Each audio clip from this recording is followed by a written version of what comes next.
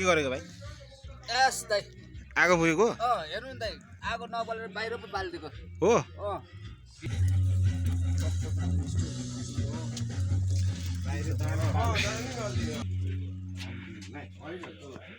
stand पनि उतै लाने भयो कि तल पक्रियो भने केही हुन्न त्यो हो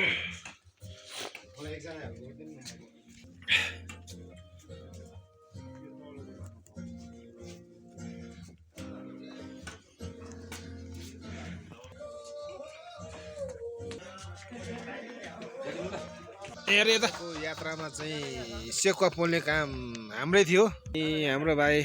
पनि गफ गफ ल हामी सबैजना आफ्नै तालमा छौँ होइन त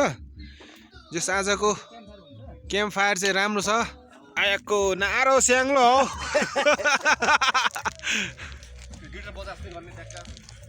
हो सबैजना फेमस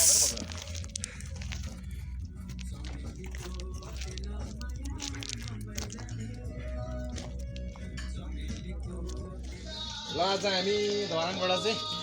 गोठ त होटलमा आइपुगेछौँ यो ठाउँलाई के भन्छ मङ्गलाबारे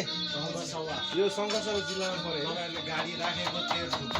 हामीले राखेको तेह्रथुम भनेपछि तेह्रथुम जिल्ला तर मेरो आँखाले चाहिँ पुरा धुवाले खतम पाएर तर गोठ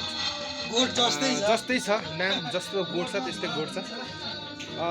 यहाँनिर उहाँहरू चाहिँ विराटनगरबाट हुनुहुँदो रहेछ सञ्चालन गर्नुभएको उहाँहरू चाहिँ सञ्चालक चाहिँ विराटनगरबाट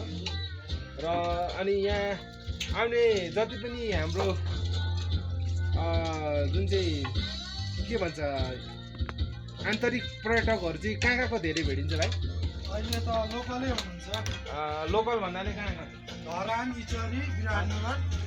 अनि यता पूर्व लाइन पूर्व ल अहिले हामी आज म पनि फर्स्टचोटि आइपुगेको छु यहाँनिर र जयनगरबाट पनि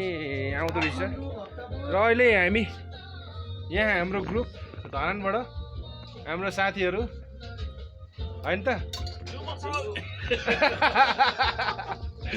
ल है त यस्तै छ गोठ होटलको एउटा नयाँ एउटा भनौँ न पुरानो पुर्खाहरूले गरिआएको कुराहरूलाई चाहिँ झल्काउने एउटा प्रयास गरिएको छ यो ठाउँमा तपाईँहरूले पनि एकचोटि यहाँनिर आएर आउनुहोस् ल यहाँ पनि हाम्रो साथीहरू चेस गर्दै हुनुहुन्छ टङ्माको साथमा होइन त ल